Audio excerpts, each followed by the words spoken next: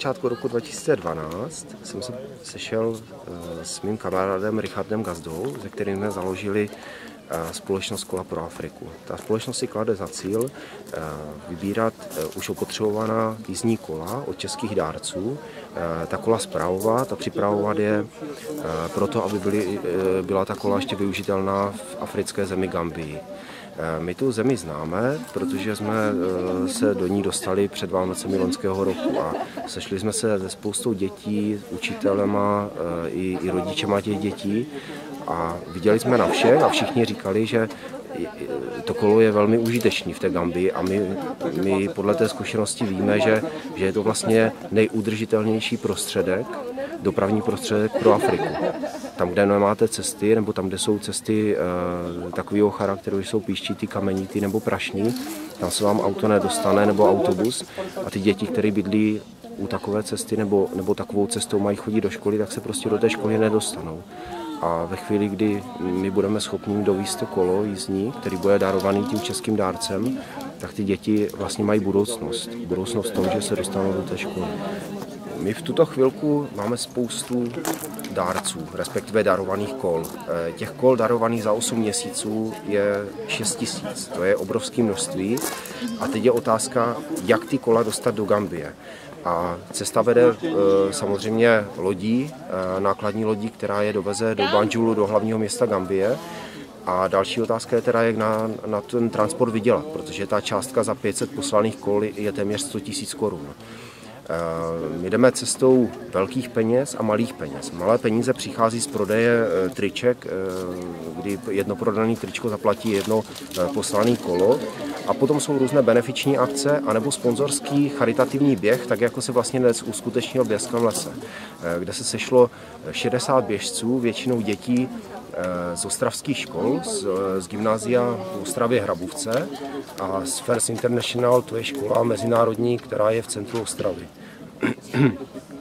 Děti z těchto škol přišly a vlastně propotili své tričko. Čím víc koleček v tom Bělském lese uběhli, tím víc peněz vydělali právě na transport kol pro Afriku. Ten charitativní běh má za úkol přivízt vás vlastně k té myšlence, proč je dobrý posílat kola do Afriky, jaký to může mít význam, to jste slyšeli na těch besedách, kdo ne, tak my vlastně jako organizace se snažíme od dárců vybírat, dostávat kola, který se snažíme rozpohybovat a poslat je v nějaké brzké době dětem do Gambie, aby na nich mohli jezdit do školy. Ty děti jsou věku podobně jako vy, ale ty jejich možnosti jsou mnohem jinde, jsou daleko od těch možností, které máme my nebo které máte vy. Některé děti bydlí od školy daleko a kvůli té vzdálenosti třeba do školy nechodí, anebo chodí 2 hodiny pěšky ráno do školy a pak ta škola pro ně musí skončit dřív a jdou zase ze školy domů dřív a to vyučování pro ně nemá vlastně nějaký usalený. Takže do bloku!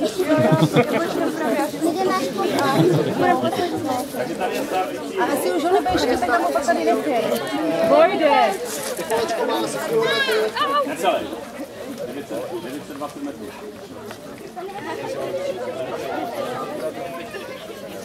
Takže ať vám to šlapne, mějte z toho radost, protože ta radost vaše bude v Gambii. Takže 3, 2, 1, čil!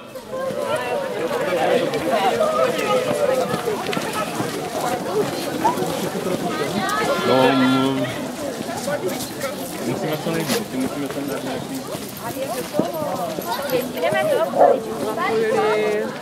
Protože jsem se v červnu dozvěděla, že ten projekt vůbec existuje a protože ráda jezdím na kole, tak mě to přišlo jako rozumné a přes prázdniny to nemělo smysl, takže v září jsme začali s Romanem a s jeho organizací spolupracovat a domluvili jsme se právě, aby se vydělali peníze na poslání těch kol, že bychom zorganizovali společně ten běh. takže je to akce asi měsíc plánovaná a děcka z toho byla nadšená. Když jsem to ve škole řekla, tak se mi spousta z nich přihlásila a dneska jich tady asi 40. No, do toho projektu jsme se zapojili, protože se mi líbilo, že nechce po lidech jenom peníze a že jsem si říkala a z vlastní zkušenosti vím, že staré kolo má ve sklepě, kde kdo překáží mu tam, není užitečné, takže když může pomoci ještě někde jinde, proč se do toho nezapojit, proč to neskusit. Na gymnáziu je spousta studentů, říkala jsem si, máme 600 studentů, není možné, aby řada z nich to kolo doma neměla, takže je to a navíc rodiče a známí zase těch studentů, takže máme široké pole působnosti, jak oslovit lidi a myslím si, že škola tady v tomhle má mnohem větší prostředky než třeba nějaký úřad nebo něco takového, že tím, jak kolik máme žáků, tak můžeme prostě působit na široké pole lidí a studenti jsou mnohem nadšenější než třeba dospělí, takže tohle to mě vedlo k tomu, že jsem si říkala, že to zkusím. No super. Ať to by.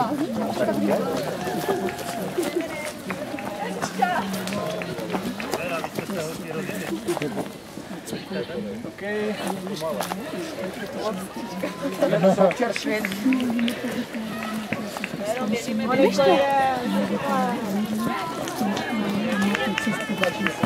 Tak pojďte klidně dáte kolbo. OK. Tady můžete.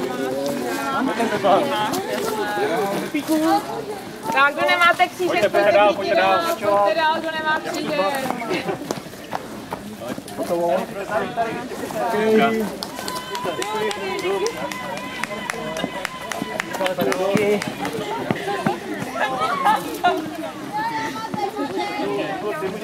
Tady můžete dál.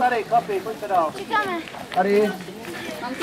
Ne, on to už tu byl. Už je to. Mazej.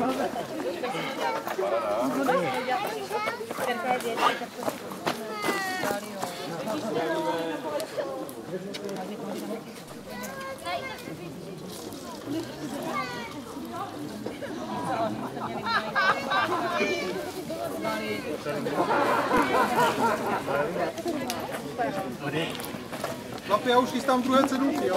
Protože jsem to doběhla. Ty mi to rozbal. A jdeme ať si řekneš. A ona taky. Tak počkej, pojď mi to a podíváme se, jo? taky Tak ale ukážeš to i klukům, Adelko, jo? A je to je